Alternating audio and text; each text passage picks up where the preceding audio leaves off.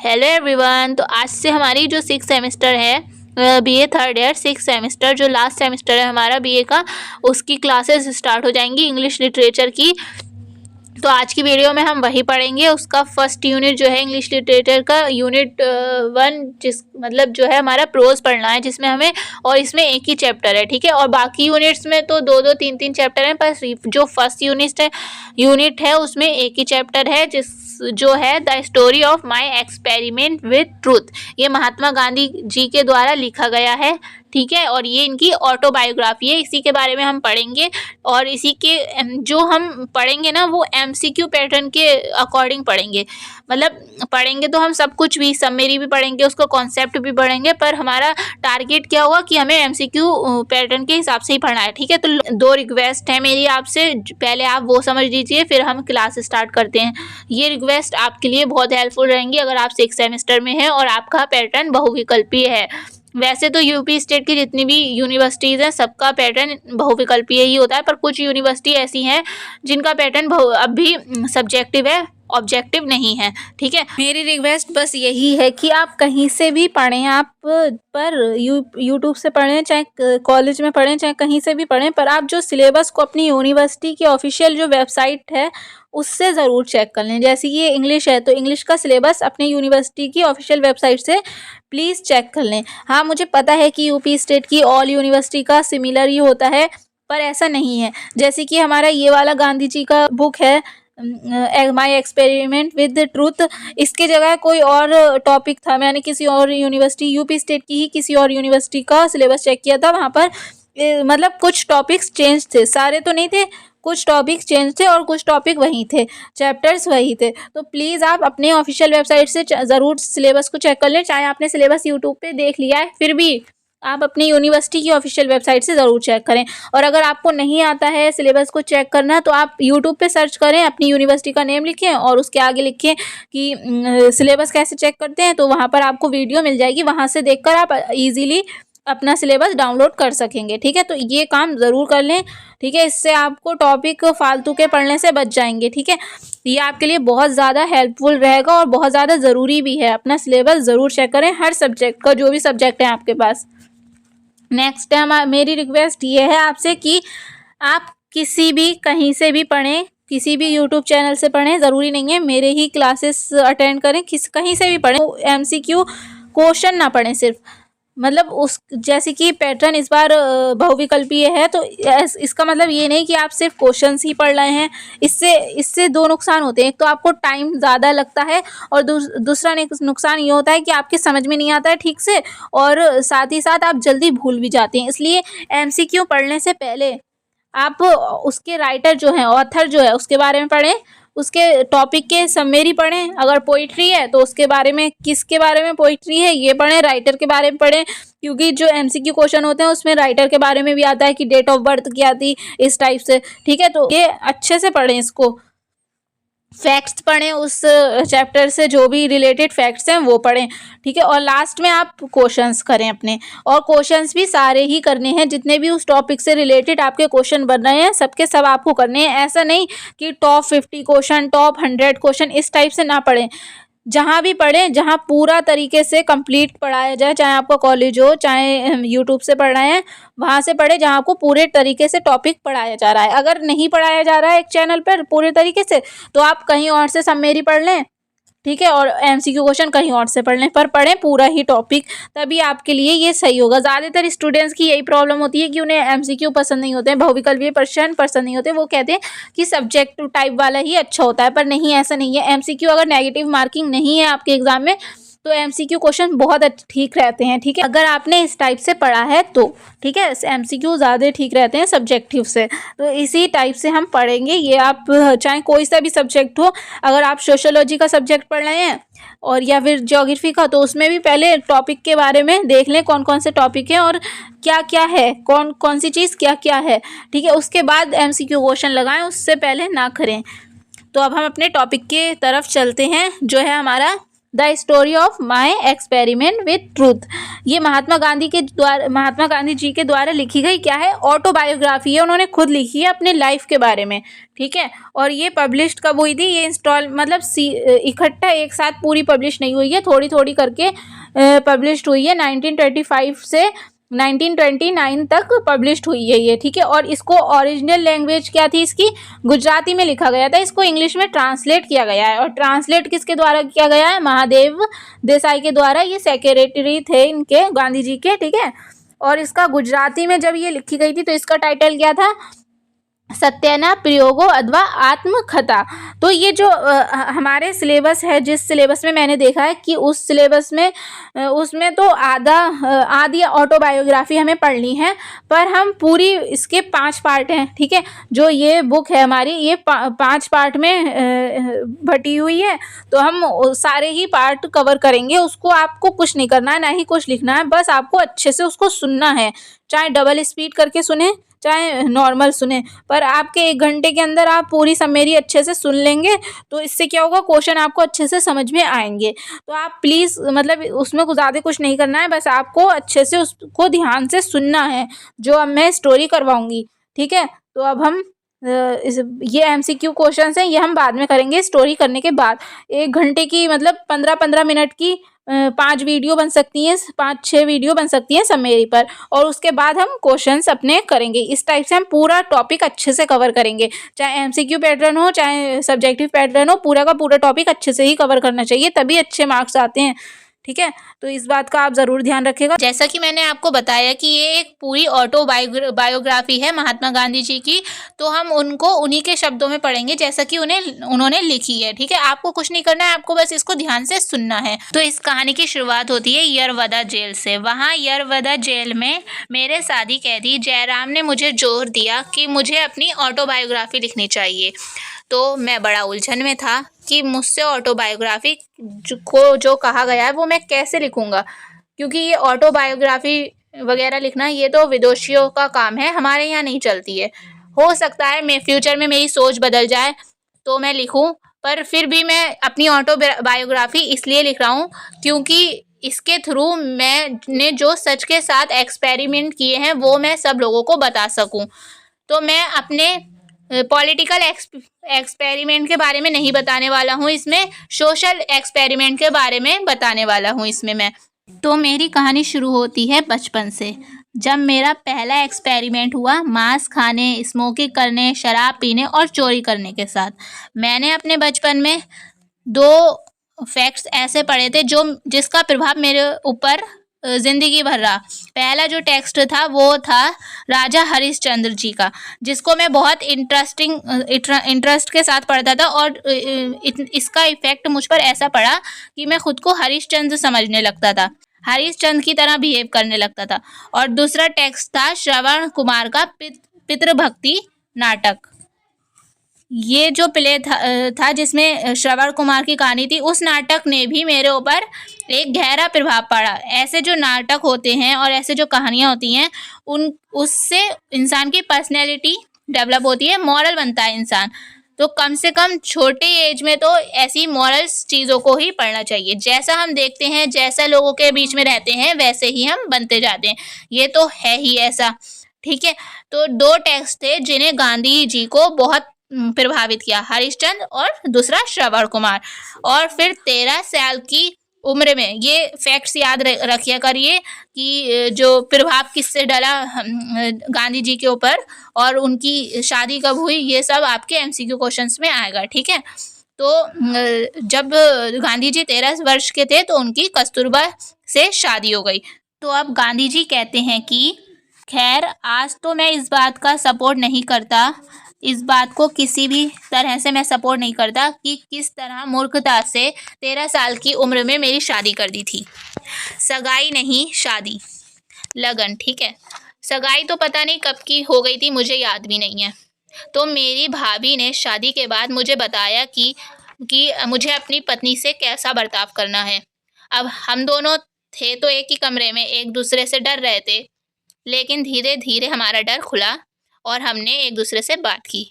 दोस्तों, शादी के बाद में एक तरह से महात्मा गांधी अपनी वाइफ पर पॉजेसिव हो गए, बहुत ही ज़्यादा हक जताने लगे अपनी वाइफ पर। कस्तूरबा, उन्होंने पता नहीं क्या पढ़ने के बाद में अपनी पत्नी पर शक करना शुरू कर दिया, बिना किसी मतलब के उन पे वो नज़र रखते थे और रोक टोक करते थे। लेकिन कस्तूरबा तेज थी, वो महात्मा गांधी की एक भी नहीं सुनती थी। महात्मा गांधी जितना उन पर हक जताने की कोशिश करते थे, वो उतना ही खुलती जाती थी। जहाँ जाना होता था दिल खोल कर जाती थी। और लेकिन महात्मा गांधी बोलते हैं कि आज मुझे समझ में आता है कि मैं ही क्यों उस पर दबाव डालता था, वो भी तो डाल सकती थी। कस्तूरबा पढ़ी लिखी नहीं थी, मुझे उसे पढ़ाना था, लेकिन मौका ही नहीं मिला कभी। इसमें भी शायद कहीं ना कहीं मेरी ही गलती थी, मैंने ढंग से कोशिश ही नहीं की। प्यार कुछ भी करवा देता है, शायद उस समय मैंने कोशिश ही नहीं की। हाई स्कूल में मैं एक अच्छा ठीक ठाक स्टूडेंट था, विद्यार्थी था, मुझे स्कॉलरशिप भी मिली, इनाम भी मिले। लेकिन जिम्नास्टिक नाम की जो चीज़ थी, जो जब ट्रेनिंग होती थी जिम्नास्टिक की, उससे मैं बचकर अपने फादर की सेवा करने जाता था, उनके पैर दबाने, उनके पट्टी करने, क्योंकि उस वक्त मेरे फादर की तबीयत बहुत ख़राब थी। एक दिन मैं पकड़ा गया तो स्कूल में मुझे जुर्माना देना पड़ा। उनको लगा कि मैं झूठ बोल रहा हूँ कि मैं अपने पिता की सेवा करने जाता हूँ, ये मैं झूठ कह रहा हूँ, उन्हें ऐसा लगा। तो मैंने अपने फादर से कहलवा भी दिया कि मैं उनकी ही सेवा करने जाता था। तो हेल्थ पर मैंने बचपन से ही ध्यान नहीं दिया, ये मेरी सबसे पहली गलती थी। दूसरी गलती मेरी ये है कि मेरी हैंडराइटिंग बिल्कुल अच्छी नहीं थी, और वो हैंडराइटिंग मेरी साउथ अफ्रीका तक जाने तक ख़राब रही। मैंने बाद में इसे सुधारने की कोशिश की। मुझे संस्कृत लैंग्वेज भी बिल्कुल समझ में नहीं आती है, तो फ़ारसी के टीचर अच्छे थे, तो मैं फ़ारसी पढ़ने बैठ गया। लेकिन संस्कृत के मास्टर ने मुझे प्यारी-प्यारी बातें करके संस्कृत में क्लास में बैठा लिया। लेकिन वो बहुत ज़रूरी भी था, क्योंकि संस्कृत सीखना ज़रूरी है। कम से कम हर हिंदू बच्चे को संस्कृत सीखनी ही चाहिए, मेरे हिसाब से तो। संस्कृत ही क्यों, हिंदी, फ़ारसी, इंग्लिश, सब लैंग्वेजेस सीखनी चाहिए। बचपन में ही मुझसे एक बहुत बड़ी गलती हुई थी। मैंने एक बिगड़े हुए लड़के को सुधारने की कोशिश की, उससे दोस्ती करके। मैंने सोचा कि वो मेरे साथ हर इंसान में कुछ अच्छे गुण होते हैं, वो भी मेरे साथ रह के सुधर जाएगा और उसके अच्छे गुण बाहर आ जाएंगे। तो मैंने उसका डार्क साइड नहीं देखा और अपने घर वालों से बहस करके मैंने उससे दोस्ती कर ली।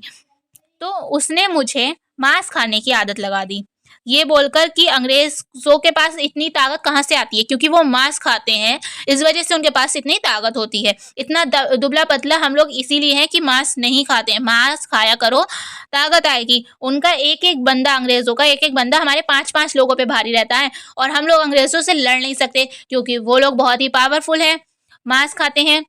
तो अगर उनसे लड़ना है तो हमें मांस खाना ही पड़ेगा। तो ये सब बातें सुनकर गांधी जी बहक गए। तो उन्हें लगा, गांधी जी को, कि सारा देश अगर मांस खाने लग जाए और सब में ताकत आ जाए तो अंग्रेज़ों को भगाया जा सकता है। अब हम वैष्णव जन, सादा खाने वाले, मांस खाने की आदत लग गई हमारी। मेरे हिसाब से गुजरात में मांस खाना जितना विरोध किया जाता है, जितना उतना कहीं नहीं किया जाता है। शायद ही किसी देश के हिस्से में किया जाएगा। लेकिन मैंने मांस खुद के लिए नहीं खाया, देश के लिए खाया। लेकिन उसको खाने के बाद मुझे रात भर नींद नहीं आई। ऐसा लगा जैसे कि मेरे पेट में जिसका मांस है वो भी अब भी जिंदा है। लेकिन थोड़े टाइम बाद मुझे उसे खाने में स्वाद आने लग गया। मेरी जेब से तो 1 भी रुपया नहीं जाता था, सब मेरे दोस्त लोग ही खर्च करते थे। खैर, वो लोग भी इतने रईस नहीं थे, शायद वो पैसे ही इकट्ठे करते थे कि मुझे बिगाड़ने के लिए। जिस दिन मैंने मांस खाया उस दिन मैं घर जाकर खाना नहीं खाता था, झूठ बोलता था कि आज भूख नहीं है। सच बोलूं तो बड़ा अजीब लगता था मुझे बहुत दुख होता था। लेकिन मैंने अपने माँ बाप की ज़रा भी नहीं सोची कि उनको पता चलेगा तो उनके ऊपर तो बिजली गिर पड़ेगी। मैंने उन माँ बाप के लिए अपना मांस छोड़ दिया, ठीक है, माँ बाप के लिए मैंने मांस खाना छोड़ दिया। लेकिन जो छूटा जब मेरा मांस, तो सदा के लिए ही छूट गया। फिर मांस तो छूट गया, लेकिन मेरे दोस्त लोग तो वही थे, उनकी दोस्ती वही थी। तो वो लोग एक दिन मुझे वैश्याओं के पास ले गए और मुझे एक वैश्या के साथ अंदर भेजा गया। लेकिन शर्म के मारे मैं कुछ बोल नहीं पाया, तो उस वैश्या ने मुझे भाषण सुना के बाहर निकाल दिया। उससे मेरी मर्दानगी को ठेस पहुंची, लेकिन भगवान का शुक्र है कि मैं बच गया। लेकिन एक रिश्तेदार के कहने पर उसके बाद मैंने बीड़ी भी पी। बीड़ी सिगरेट टाइप की होती है, और वो भी ऐसी वैसी बीड़ी नहीं, फूकी हुई बीड़ी, जो फेंकी, मतलब जो गांधी जी के काका पी करके फेंकते थे और ये लोग उठा करके उसको पीते थे। फिर जब बीड़ी नहीं मिलती थी तो बीड़ी खरीदने के लिए चोरी भी की। ऐसी चीजें करने के बाद हमें बड़ा दुख हुआ और हमने आत्महत्या करने की कोशिश की। हमने सुना था कि धतूरे के बीज खाने से आदमी मर जाता है, वो भी खाने की कोशिश की, लेकिन हिम्मत चाहिए होती है आत्महत्या करने के लिए। आत्महत्या करना, सोचना अलग बात है और आत्महत्या करना अलग बात है। तो एक चीज़ तो ज़िंदगी में इससे सीख ली कि ज़िंदगी में अगर कोई मुझे आत्महत्या करने का धमकी देगा तो मैं उससे लाइटली ही लूँगा, क्योंकि अधिकतर लोग सिर्फ धमकी ही देते हैं, आत्महत्या नहीं करते हैं, क्योंकि हिम्मत चाहिए होती है धमकी उसके लिए। और 15 साल की उम्र में कर्जे के चलते मैंने अपने भाई का कड़े का, जो कड़ा वो पहनता था, उसका थोड़ा-सा सोना चुराया और उसके बाद में मुझे बहुत ज़्यादा दुःख हुआ। तो मैंने अपने पिता को सब कुछ सच-सच बता दिया एक कागज़ में लिखकर, और मैंने पिताजी से माफ़ी माँगी और कसम खाई कि आगे से कभी भी ऐसा गलत काम नहीं करूँगा। आप चाहे जो भी सज़ा दें, मुझे मंज़ूर है। लेकिन मेरे फ़ादर बेचारे बीमार थे, तो उस चिट्ठी में जो भी लिखा था उसको पढ़कर वो रोने लगे। चिट्ठी गीली हो गई और उन्होंने चिट्ठी को फाड़ दिया और वापस सो गए। उन्होंने मुझसे कुछ भी नहीं कहा। मुझे मालूम था कि वो दुखी थे। राम की भक्ति का बाण जिसे लगता है वही जान सकता है कि उसे कैसा महसूस हुआ है। उस दिन मैं खूब रोया और फैसला कर लिया, ज़िंदगी में ऐसा पाप दोबारा नहीं करूँगा। उसके बाद मेरी ज़िंदगी का सबसे बड़ा दुखद हिस्सा, मेरे फ़ादर की तबीयत ख़राब हो रही थी। मेरे फ़ादर की तबीयत धीरे-धीरे बहुत ज़्यादा ख़राब हो रही थी।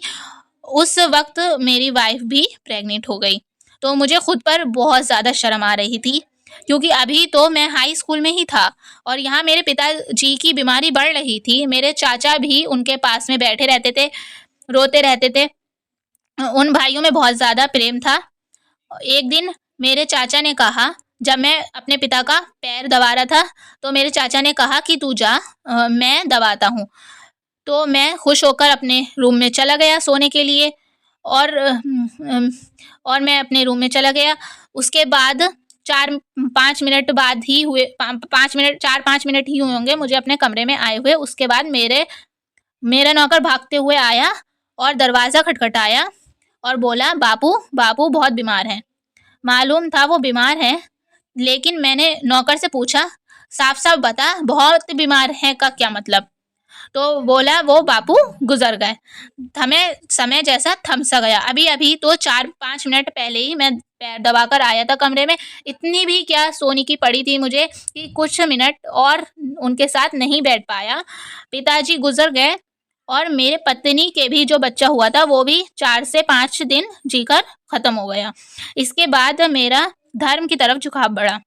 इसके बाद मेरी विदेश जाने की तैयारी शुरू हुई। साल 1886 में मैट्रिक की परीक्षा पास करने के बाद किसी रिश्तेदार के कहने पर मुझे बैरिस्टर की पढ़ाई करवाई गई, वकालत की पढ़ाई करवाई गई, ये कहकर कि ठाट मिलेंगे ठाट। मेरे रिश्तेदार ने घर वालों को मैंने समझा लिया कि मेरे बेटे केवल राम के साथ में आपका बेटा मोहनदास भी रह लेगा। डॉक्टर बनने की बजाय मुझे वकील बनने पर जोर दिया गया। फिर मेरी माँ के दिमाग में लोगों ने बातें डालना शुरू कर दी कि लड़का बिगड़ जाएगा, मांस खाएगा, शराब पिएगा। वहाँ ठंड में तो चलता ही नहीं है बिना शराब और मांस के। तो मैंने अपनी माँ से कसम खाकर बोला कि मैं लड़की, मांस और शराब, इन तीनों को तो हाथ भी नहीं लगाऊंगा। फिर किसी साधु के कहने पर मेरी माँ ने मुझे विलायत जाने दिया। इसके बाद मैं बम्बई के लिए रवाना हो गया, लेकिन हिंद महासागर में तूफानों का टाइम था, इसकी वजह से प्लान थोड़ा डिले हो गया। तो मैं वापस लौट कर आया। अब नवंबर का प्लान था जाने का, तो इस बीच मुझे जाति से बाहर कर दिया गया। समुद्र पार करना पाप है, वहाँ जाकर गंदा संदा खाएगा, तो हमारी बात नहीं मान रहा, ये तुझे हम अपनी जाति से बाहर कराएं, ये सब कह के जाति से बाहर निकाल दिया। और ये कहा गया कि जो इससे बात करेगा उसको फाइन देना पड़ेगा। लेकिन मुझे कोई फर्क नहीं पड़ता था, निकाल दो तो निकाल दो, धर्म तुम्हारे हिसाब से तो नहीं चलेगा, मैं तो धर्म के अंदर हूँ। पर मुझे विलायत जाने की बहुत जल्दी थी। 4 सितंबर 1888 को मैं यहाँ से रवाना हो गया। अब जहाज में मेरी किसी से भी बातचीत नहीं होती थी, क्योंकि इंग्लिश नहीं आती थी मुझे, तो मैं चुपचाप बैठा रहता था।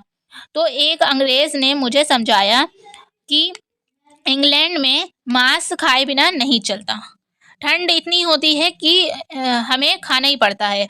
मैंने उससे कहा कि वहाँ लोग रह सकते हैं मांस बिना, तो वो बोला कि मैंने तो आज तक किसी तक नहीं देखा, इवन मैं यहाँ तक कि मैं खुद शराब पीता हूँ। मैं तुम्हें शराब पीने की सलाह नहीं दूंगा, लेकिन कम से कम मांस तो तुम्हें खाना ही चाहिए। ऐसा उस अंग्रेज ने गांधी जी से कहा। इसके बाद मैं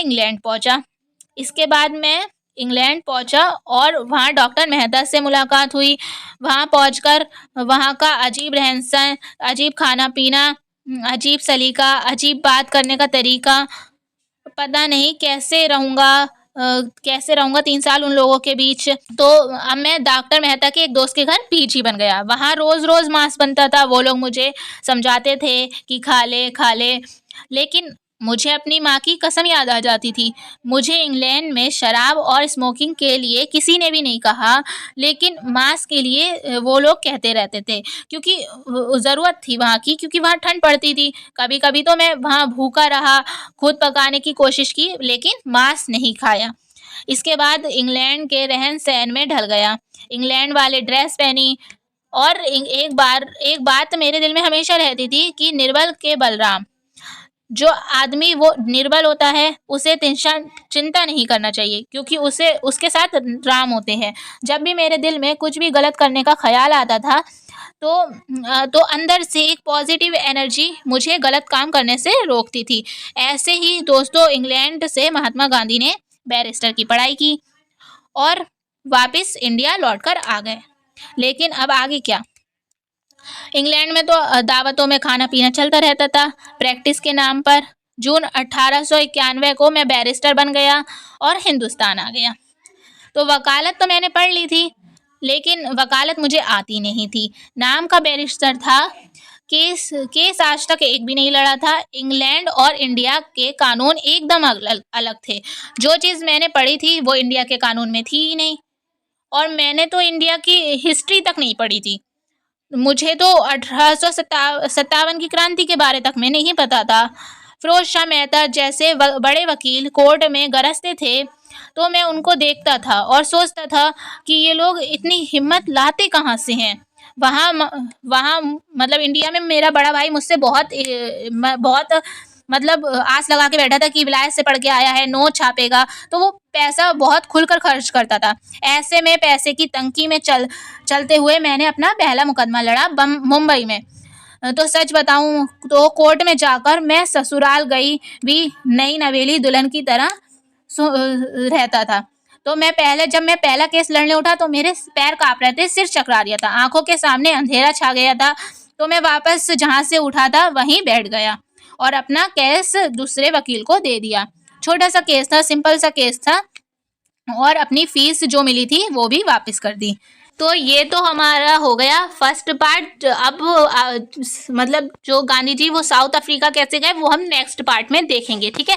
और इस पार्ट में जो भी मैंने डेट्स बोली हैं उनको ध्यान से सुन लेना, और जो भी नेम्स बोले हैं जैसे कस्तूरबा बाई और वो जिससे मतलब प्रभाव पड़ा था जिनका, वो उस चीज़ को ध्यान देना, ठीक है, ध्यान से सुनना। ये आगे चल के MCQ क्वेश्चन में बहुत ज़्यादा हेल्प करेगी। गांधी जी कैसे अफ्रीका गए इसको हम नेक्स्ट पार्ट में देखेंगे, पार्ट 2 में, जिसका लिंक आपको डिस्क्रिप्शन में मिल जाएगा, या फिर मैं 6 सेमेस्टर का जो है कॉन्सेप्ट वाली प्लेलिस्ट अलग बना दूंगी, MCQ वाली प्लेलिस्ट अलग बना दूंगी। तो चैनल के प्लेलिस्ट वाले सेशन में जाकर भी आप वहाँ से आराम से देख सकते हैं, ठीक है। और वो देख जरूर लिएगा, ये 5 पार्ट होंगे और 15-15 मिनट की वीडियो होंगी। तो आप इन सबको ही डबल स्पीड करके, सिंगल स्पीड करके जरूर लिएगा। ये आपके लिए बहुत ज़्यादा हेल्पफुल होंगे अगर आपके सिलेबस में ये टॉपिक है तो, ठीक है। ये टॉपिक जो कुछ सिलेबस ऐसे हैं जिनमें महात्मा गांधी का दूसरा बुक के बारे में दिया है, तो इस गलतफहमी में मत रहिएगा, यही पढ़िएगा, ठीक है। मतलब अगर आपके सिलेबस ऑफिशियल वेबसाइट से मैंने बता ही दिया है कि कैसे डाउनलोड करना है, वो ज़रूर देख लीजिएगा और डाउनलोड कर लीजिएगा अपना सिलेबस अपनी ऑफिशियल वेबसाइट से, मतलब यूनिवर्सिटी की ऑफिशियल वेबसाइट से ही डाउनलोड करिएगा। और ये हमारा जो इसका फर्स्ट पार्ट था और सेकंड पार्ट मैंने बता ही दिया है, डिस्क्रिप्शन में लिंक मिल जाएगा या चैनल के प्लेलिस्ट वाले सेशन में भी आपको मिल जाएगा। और फटाफट आप 1 घंटे में पूरा पार्ट को सुन सकते हैं, जितनी भी वीडियो है, 5 वीडियो होंगी पूरी की पूरी। ये क्लास 1 थी ये हमारी, नेक्स्ट वीडियो भी आपको मिल जाएगी जल्दी ही, ठीक है। और वीडियो थोड़ी भी हेल्पफुल रही हो तो वीडियो को लाइक ज़रूर कर दिएगा और अपने फ्रेंड्स और क्लासमेट्स के साथ, जो भी आपके साथी हो, उनके साथ शेयर भी ज़रूर कर दिएगा ताकि उनको भी हेल्प हो जाए, ठीक है। Thank you for watching.